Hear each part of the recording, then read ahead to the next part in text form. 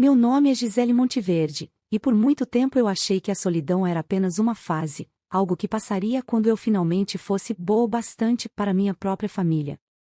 Mas o tempo foi me ensinando que o amor deles nunca esteve à venda, porque nunca existiu.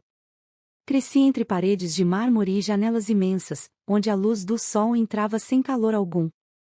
A mansão dos Monteverde era bela, mas estéril, como uma vitrine que exibia perfeição enquanto escondia rachaduras profundas sob o brilho das aparências.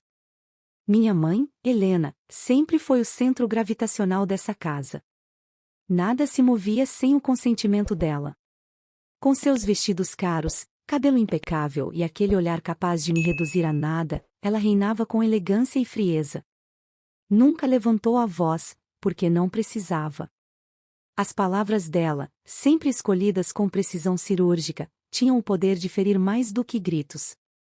Você tem tanto potencial, Gisele, mas insiste em desperdiçá-lo com essas maquetes e desenhos. Essa frase ecoou em mim durante anos, como uma sentença. Meu pai era o oposto.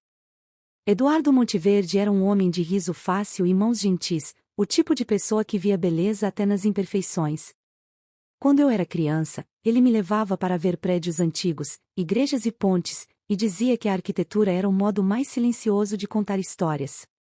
Um dia, você vai construir algo que vai durar mais do que o nosso nome, ele dizia, sorrindo com orgulho. Quando ele morreu, 10 anos atrás, senti como se o chão tivesse se partido em dois, um lado com ele, e o outro comigo, presa ao frio dessa casa sem alma. Desde então, tudo se transformou. Helena assumiu o controle total do império da família, e meus irmãos se alinharam a ela como soldados fiéis. Paulo, o mais velho, herdou o tom de voz do meu pai, mas nenhum traço de sua bondade. Ambicioso e arrogante, trata a vida como um jogo que precisa vencer, mesmo que o prêmio seja o sofrimento dos outros. Viviane, a mais nova, é vaidosa e manipuladora. Sabe como dizer o que minha mãe quer ouvir, e é recompensada com aprovação. Entre eles, eu sempre fui a exceção, a filha que não entendeu o valor do sobrenome Monteverde. Trabalho como arquiteta, algo que minha mãe considera um passatempo caro. Nunca precisei de nada da família, pelo contrário, foram eles que sempre se beneficiaram do meu silêncio. Pago contas, reparos, impostos, e faço tudo escondida, porque sei que se eles descobrissem, ririam da minha necessidade de ser útil. Já tentei conversar, já tentei ser vista, mas nesta casa palavras de amor são moedas sem valor. Naquela manhã fria de novembro, acordei antes de todos. O vento soprava pelas frestas das janelas altas, e as cortinas de linho se moviam como se dançassem para um público invisível. A cozinha estava vazia, e o café ainda quente na garrafa térmica. Sentei à mesa e olhei o jardim pela janela. As folhas amareladas caíam em silêncio, cobrindo o chão como se o outono tentasse apagar tudo o que floresceu ali um dia. Ouvi passos no andar de cima. O som inconfundível dos saltos de Helena ecoou pelo corredor, seguido por sua voz: Gisele, querida, evite deixar suas plantas perto das janelas da sala. Elas mancham o vidro. Respondi sem olhar para ela: eu limpo depois. Não se trata disso, minha filha. É uma questão de estética. Essa casa precisa parecer organizada. A palavra parecer sempre me incomodou. Tudo aqui precisava parecer feliz, perfeito, exemplar. A verdade era apenas um incômodo a ser escondido sob tapetes caros e sorrisos ensaiados. Quando ela passou por mim, seu perfume caro invadiu o ar, doce e sufocante. Parou por um instante, observou meu rosto e comentou: você está com olheiras, Gisele. Talvez devesse dormir menos pensando e trabalhar mais de verdade. Não respondi. Apenas baixei o olhar para o café e contei mentalmente até 10, como fazia desde a infância para não chorar na frente dela. Quando ela saiu, o silêncio pareceu mais pesado. No meu ateliê, entre plantas de edifícios e maquetes inacabadas, sinto algo diferente. Uma inquietação. A sensação de que algo está prestes a mudar. Talvez eu esteja cansada de viver de forma tão pequena em um espaço tão grande. Talvez eu finalmente tenha percebido que minha presença aqui é apenas uma conveniência. Peguei uma folha de papel e comecei a desenhar uma casa, simples, pequena, com janelas abertas e uma varanda cercada de flores. Um lar. Um lugar onde o amor não precisasse parecer, mas ser. Enquanto o lápis deslizava, senti uma lágrima cair sobre o papel. Mas, dessa vez, não era tristeza. Era libertação. Uma certeza silenciosa crescia dentro de mim. Se o mundo lá fora é vasto o bastante para abrigar sonhos de todos os tamanhos, por que eu continuava me encolhendo para caber nesta casa que nunca foi minha? Fechei os olhos, inspirei fundo e sussurrei para mim mesma: um dia, eu vou sair daqui. E quando eu sair, eles vão lembrar do meu nome. Naquela semana, a mansão parecia ainda mais movimentada que o normal. Funcionários iam e vinham carregando flores caras, caixas de cristal e toalhas novas que minha mãe mandara vir da Itália para impressionar os convidados de ação de graças. O cheiro de vela perfumada misturava-se ao de hipocrisia no ar. Nada em nossa casa era simples. Cada detalhe, cada gesto, cada sorriso, era cuidadosamente ensaiado para parecer perfeito. Helena Monteverde não comemorava o feriado por gratidão, mas por status. Era o evento do ano, o momento em que ela abria as portas da casa e deixava que o mundo acreditasse que éramos uma família unida e feliz. Eu observava tudo de longe, encostada no corrimão da escada, vendo os preparativos como quem assiste a uma peça teatral, e conhecendo bem os atores por trás das máscaras. Gisele, vem ajudar com a decoração da mesa, querida, disse minha mãe, sem olhar para mim. Você tem bom gosto, mesmo que não saiba usar para algo mais produtivo. Ela sempre sabia disfarçar o veneno com um toque de elogio. Sorri levemente e me aproximei da mesa, organizando os talheres de prata em silêncio. Paulo chegou logo depois, com o celular colado ao ouvido e o mesmo ar de superioridade que herdou dela. Mãe, o investidor da empresa confirmou o jantar de negócios para a próxima semana. Vai ser em Nova York. Se der certo, será o maior contrato do ano, disse ele, olhando para mim com um meio sorriso. Mas é claro que alguns de nós nunca entenderiam esse tipo de conquista. Nem todos nasceram para o mundo dos grandes números, meu filho, respondeu Helena, com aquele tom complacente que guardava apenas para os filhos que seguiam seus passos. Viviane entrou logo em seguida, vestida de seda bege, com um brilho artificial no olhar e um copo de suco na mão. Gisele, você ainda vai participar do jantar de quinta-feira? Eu estava pensando em reservar os lugares no jatinho, mas não sei se há espaço para todos. Ela pausou antes de dizer a última palavra, como se cada sílaba fosse uma provocação cuidadosamente medida. Olhei para ela e apenas disse: não se preocupe, não vou tirar o lugar de ninguém. Viviane riu, e minha mãe disfarçou um sorriso. O silêncio que se seguiu foi mais pesado que qualquer discussão. Eu voltei a ajustar os talheres, fingindo indiferença, mas por dentro senti algo novo, não tristeza, mas cansaço. Um cansaço antigo, acumulado em camadas.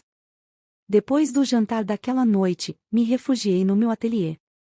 Lá, o som distante das conversas era abafado pelas paredes grossas e pela calmaria dos meus projetos. Sobre a mesa, estavam as plantas de um prédio que eu projetava há meses, um centro cultural comunitário para um bairro simples de Boston. Nenhum dos meus familiares entenderia por que eu investia tanto tempo em algo que não rendia lucros, mas para mim, era o tipo de obra que o mundo precisava. Enquanto desenhava, ouvi passos se aproximando. Era Helena. Sua presença preenchia o cômodo antes mesmo que ela dissesse algo. Você ainda está acordada? Perguntou, com aquele tom que misturava curiosidade e julgamento. Estou finalizando um projeto. Preciso entregar amanhã. Um projeto comunitário, certo? Ela ironizou. Você realmente acredita que é possível mudar o mundo com desenhos e boa vontade? Talvez não o mundo todo, respondi, sem desviar o olhar do papel, mas o de alguém, sim. Ela soltou um suspiro breve e frio. Você sempre teve esse jeito, sonhador. Seu pai alimentou isso em você. Mas sonhos não sustentam famílias, Gisele. O sobrenome Monteverde exige força, visão e resultados. Olhei para ela e disse calmamente: talvez exija a humanidade também. Por um instante, o olhar dela vacilou. Mas logo voltou a ser o mesmo, firme, altivo, inalcançável. Boa noite, filha. Descanse. Amanhã será um dia cheio. Quando ela saiu, fiquei sozinha outra vez. E percebi que cada palavra dela me afastava um pouco mais da ideia de pertencimento.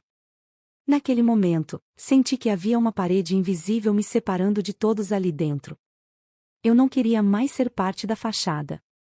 Passei o resto da noite observando o desenho de uma casa que rabisquei dias atrás. Uma casa pequena, de madeira clara, cercada de flores e de silêncio. Um lar simples, mas verdadeiro. A cada traço, meu coração batia mais firme, como se eu estivesse, sem perceber, desenhando o esboço da minha própria liberdade. O relógio marcava 2 da manhã quando fechei os olhos. A mansão dormia em paz, envolta em luxo e mentira. E eu, no escuro do meu ateliê, sentia pela primeira vez uma verdade incômoda. Talvez a casa perfeita da minha mãe não fosse um lar, mas uma prisão disfarçada de vitrine. A manhã da véspera de Ação de Graças nasceu com um silêncio estranho. O tipo de silêncio que parece esconder algo. Abri os olhos e percebi que o sol entrava tímido pela cortina entreaberta. O relógio marcava 7h40. Levantei devagar, ainda sonolenta, e estranhei não ouvir o barulho usual da casa, passos apressados, vozes, o tilintar das xícaras de porcelana. Tudo parecia parado. Desci as escadas e o vazio me recebeu. As flores novas sobre a mesa ainda exalavam perfume, mas havia algo fora do lugar. O corredor estava salpicado de papéis de viagem e malas semiabertas. Caminhei até a sala e vi roupas jogadas no sofá, passaporte sobre o aparador e um bilhete rabiscado em letras apressadas. Não se esqueçam dos documentos. O coração me apertou. Maria, chamei pela empregada, mas ninguém respondeu. O som da minha própria voz ecoou pelos corredores. Segui até a entrada e, pela janela, vi o motorista carregando malas para dentro de um carro preto. 2 malas de Paulo, uma de Viviane, e a mala de Helena, a inconfundível de couro branco com iniciais douradas. O ar me faltou por um instante. Saí para a varanda e chamei. O que está acontecendo? Para onde estão indo? O motorista hesitou. A senhora Helena pediu que eu não comentasse, dona Gisele. Comente mesmo assim, insisti, sentindo a voz tremer. Ele baixou o olhar e murmurou: eles estão indo para o aeroporto. Viagem de Ação de Graças. As Ilhas Maldivas. O chão pareceu sumir sob meus pés. Respirei fundo e entrei de novo. Caminhei até o quarto de minha mãe e bati na porta. Nenhuma resposta. Abri e a encontrei em frente ao espelho, passando o batom com calma, como se nada no mundo pudesse abalar seu controle. Mãe, o motorista me disse que vocês estão indo viajar, falei, tentando soar racional. Ela virou lentamente e me encarou pelo reflexo do espelho. Ah, sim. Um imprevisto. A agência conseguiu as últimas vagas de primeira classe, mas apenas 3 lugares. Foi tudo de última hora. 3 lugares? Perguntei, engolindo em seco. E quem ficou de fora? Ela ajeitou o colar no pescoço e respondeu, serena, infelizmente, você. A reserva saiu errada. Tentamos corrigir, mas o voo já estava lotado. Vocês nem me avisaram, perguntei, com a voz mais baixa do que pretendia. Não quisemos te aborrecer, querida. Pensei que preferisse descansar, já que não gosta de multidões. Fiquei parada, sem saber o que dizer. As malas dela estavam prontas ao lado da cama, e uma passagem aérea repousava sobre a comoda. Meu nome não estava em lugar algum. Foi mesmo um erro? Perguntei, olhando-a diretamente. Ela me fitou, e por um segundo vi algo brilhar em seus olhos, não culpa, mas irritação. Não comece, Gisele. Você tem uma tendência a dramatizar tudo. São apenas alguns dias. Quando voltarmos, conversamos. Saí do quarto com as pernas bambas. Cada passo pelo corredor parecia ecoar dentro do peito. Desci as escadas devagar, observando Paulo ao telefone e Viviane tirando uma selfie, sorrindo como se o mundo girasse ao redor dela. Vocês sabiam que eu não ia? Perguntei. Paulo desligou o celular e me olhou com o mesmo desprezo de sempre. Você sempre está ocupada com seus projetos de caridade, Gisele. Achamos que nem se importaria. É, querida, acrescentou Viviane, ajustando o cabelo. Você não é muito de festa, né? E Maldivas exige animação. Senti um nó subir pela garganta. Vocês poderiam ter dito algo. E estragar a surpresa, disse ela, rindo. Ninguém riu comigo. Apenas deles mesmos. Fiquei parada na porta da sala quando o motorista anunciou que o carro estava pronto. Helena passou por mim com a bolsa nos ombros, sem encarar meus olhos. Apenas disse, volto em uma semana. Cuide da casa. A casa. Sempre a casa. Sempre o mesmo pedido, como se meu papel fosse manter as coisas no lugar enquanto todos viviam lá fora. Eles saíram, e o som do portão se fechando foi como um tiro. O silêncio que veio depois era pesado, cruel. Caminhei até a janela e os vi entrarem no carro. Vi minha mãe ajeitar o cinto, Paulo checar o relógio e Viviane fazer uma última foto. Então o carro partiu, e o som dos pneus se perdeu na rua. Fiquei ali parada, abraçando a mim mesma. A mansão parecia enorme e vazia. E pela primeira vez, senti o peso real do abandono. Subi para o quarto e sentei na cama. O relógio ainda marcava 9 da manhã. Lá fora, o vento batia nas janelas e fazia render as dobradiças antigas. Peguei o telefone e abri o aplicativo de mensagens. Nenhum aviso, nenhum bilhete, nada.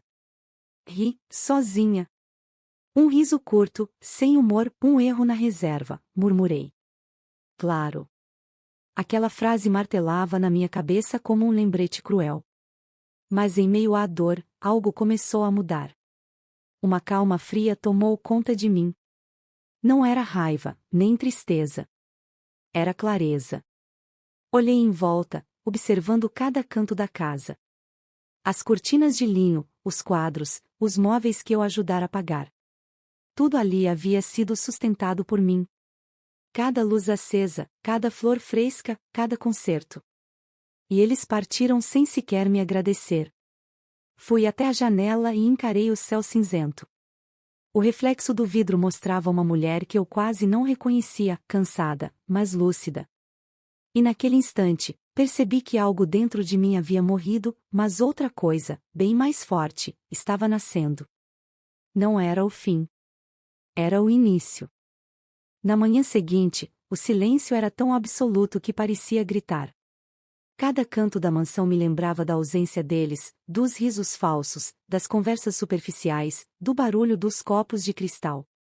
Eu andava pelos corredores como uma estranha em minha própria casa, sentindo o eco dos meus passos reverberar nas paredes frias. O ar estava parado, pesado, e pela primeira vez em anos, percebi o som do relógio da sala marcando o tempo. Tic. Tac. Cada segundo me lembrava que, enfim, eles tinham ido embora, e eu continuava aqui. Sentei-me à mesa do café, olhando as xícaras dispostas com perfeição por alguém que já não voltaria tão cedo. A porcelana reluzia sob a luz cinzenta do amanhecer, e por um instante, pensei em como aquela casa era parecida com minha mãe, impecável por fora, vazia por dentro. Peguei o jornal que Helena costumava ler e o abri apenas por hábito. As letras se embaralhavam diante dos meus olhos. Eu não estava lendo, eu estava acordando. Levantei e fui até o escritório dela. A porta estava entreaberta. O perfume caro ainda pairava no ar, doce e arrogante. Sentei-me à sua mesa e comecei a folhear alguns papéis.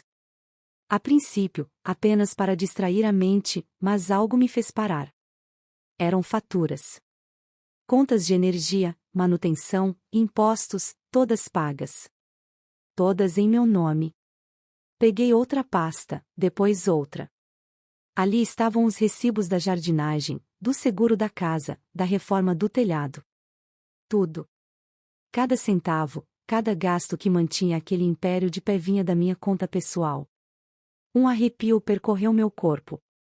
Eu sustentava o conforto de todos sem nunca ter sido reconhecida por isso.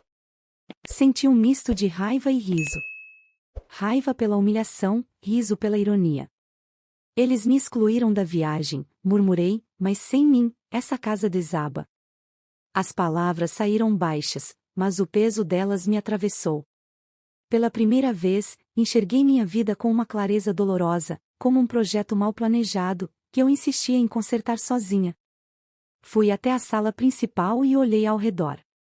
Os móveis brilhavam, os quadros estavam perfeitamente alinhados, mas não havia alma ali.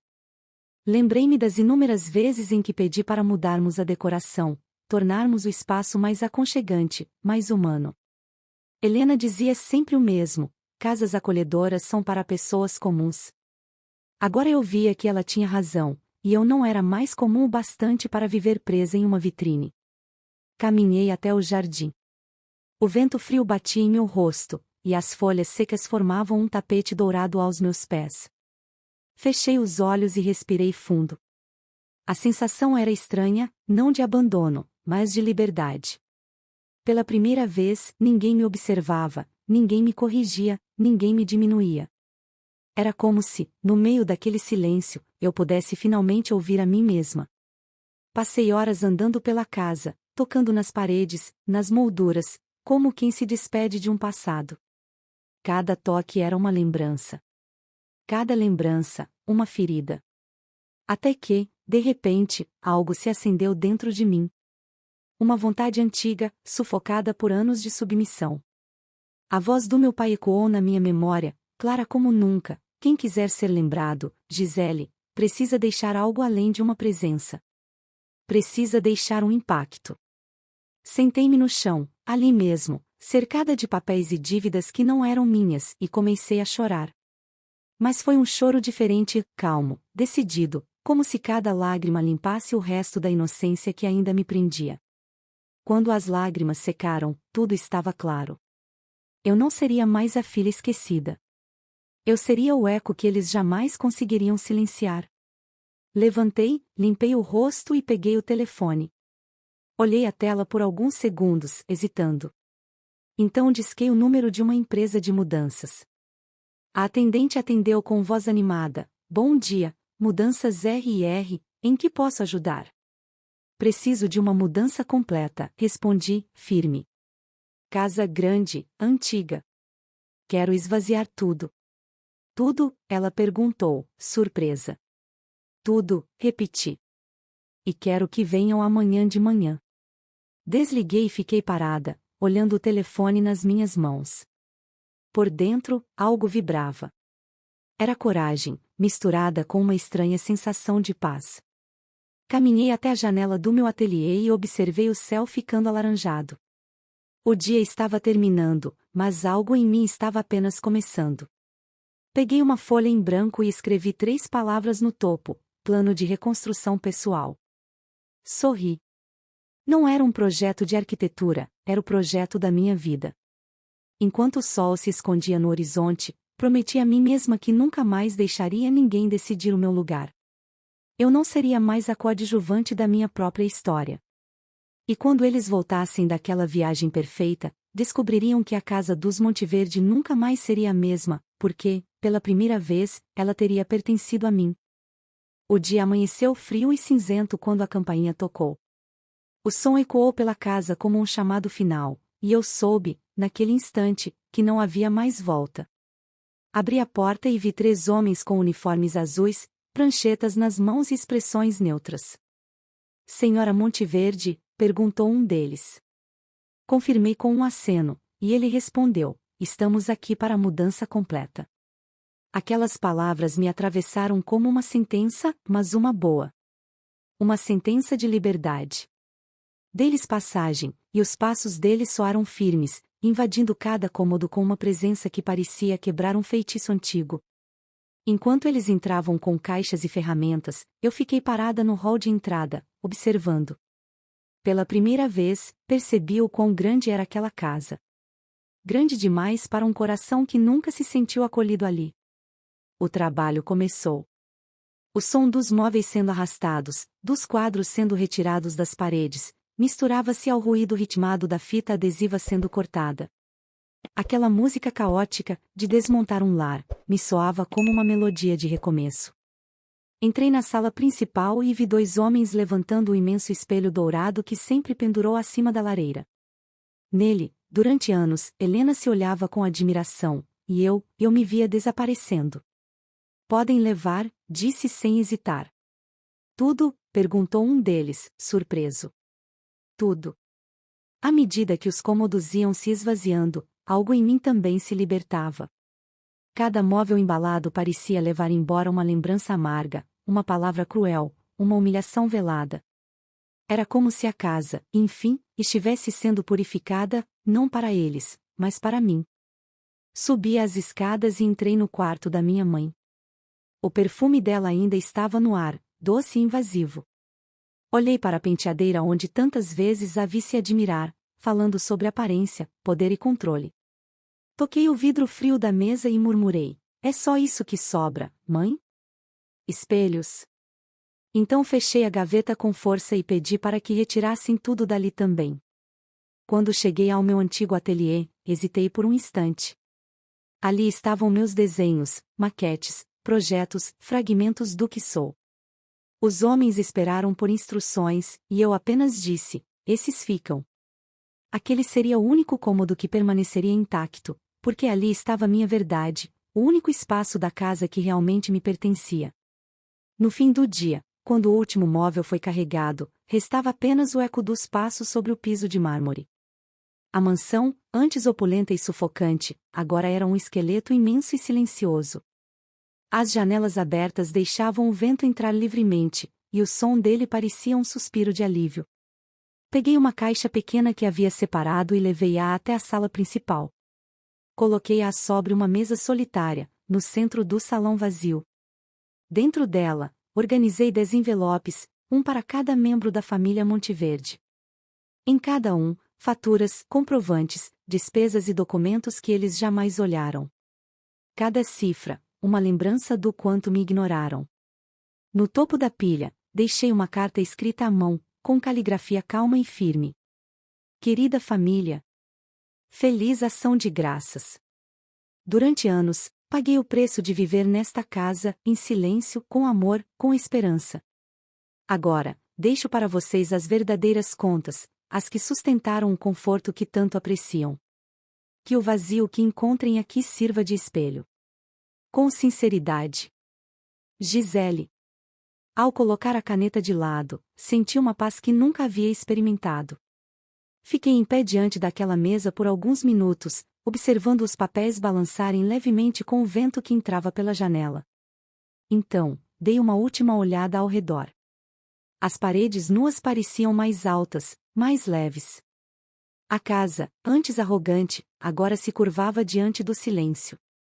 Fechei as cortinas, apaguei as luzes e caminhei até a porta de entrada. Quando a chave girou na fechadura, um arrepio percorreu minha espinha. Era como fechar um ciclo, enterrar uma vida inteira. Saí para o jardim.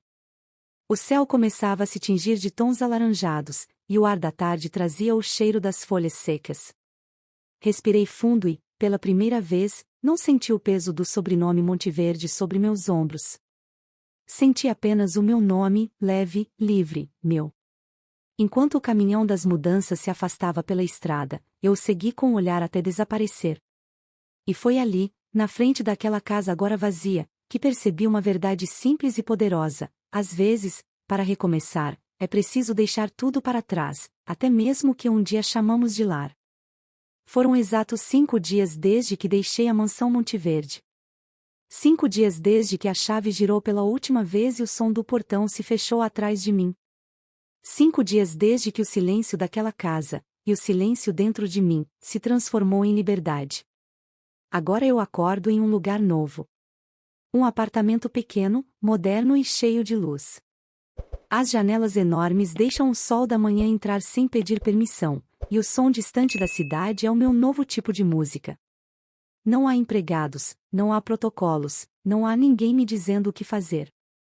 Apenas eu, o aroma do meu próprio café e o som leve do mar ao longe. Foi aqui que comecei de novo. No primeiro dia, sentei-me diante da janela e escrevi um nome no papel: Luz Monteverde, Arquitetura Sustentável. Era a primeira vez que eu usava o sobrenome da minha família com orgulho. Não porque eu quisesse honrá-los, mas porque decidi ressignificar aquilo que eles usaram para me diminuir. A filha esquecida agora era a mulher que transformaria abandono em obra. 3 meses depois, meu escritório já tinha prêmios, convites e entrevistas. Meus projetos foram destaque em revistas de arquitetura e design, e meu nome começou a ser citado como exemplo de talento e perseverança.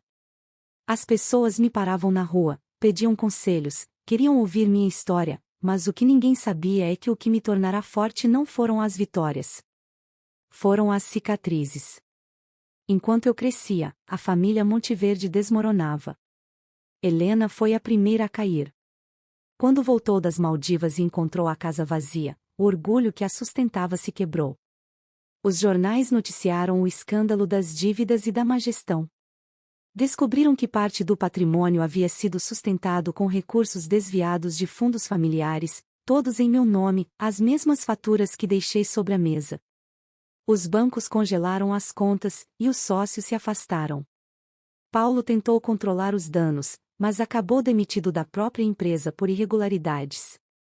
As autoridades abriram uma investigação, e o Império dos Monteverde, antissímbolo de tradição e poder, tornou-se manchete de vergonha. Viviane, que sempre viveu de aparências, foi obrigada a vender tudo o que tinha. Hoje, ela sobrevive como influenciadora decadente, tentando vender uma imagem de sucesso que não existe mais. Soube de tudo por notícias e rumores.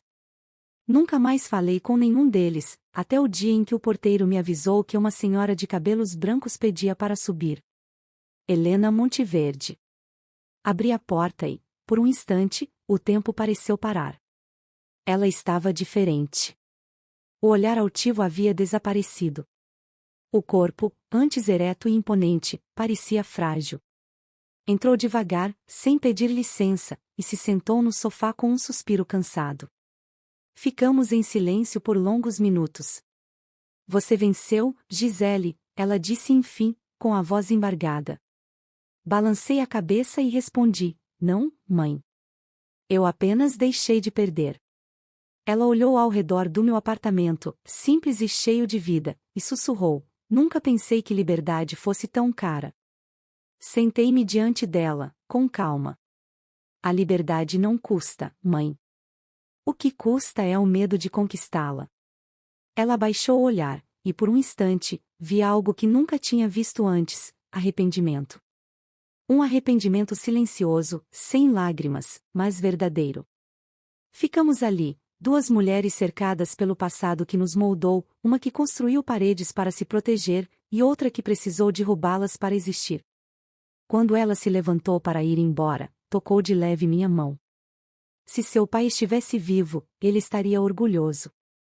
Fechei os olhos por um instante e senti o peso daquela frase. Eu sei, respondi, sorrindo. Ela saiu sem dizer mais nada, e eu não a impedi. Algumas despedidas não precisam de palavras, apenas de perdão. Naquela noite, fui até a varanda. O céu estava limpo, e as luzes da cidade cintilavam como pequenas promessas. O vento tocava meu rosto com a delicadeza de quem traz boas novas. Peguei uma taça de vinho e ergui em direção ao horizonte. Obrigada, Senhor, murmurei. Por me mostrar que o abandono pode ser o início da salvação. Fechei os olhos e, pela primeira vez, senti que tudo fazia sentido.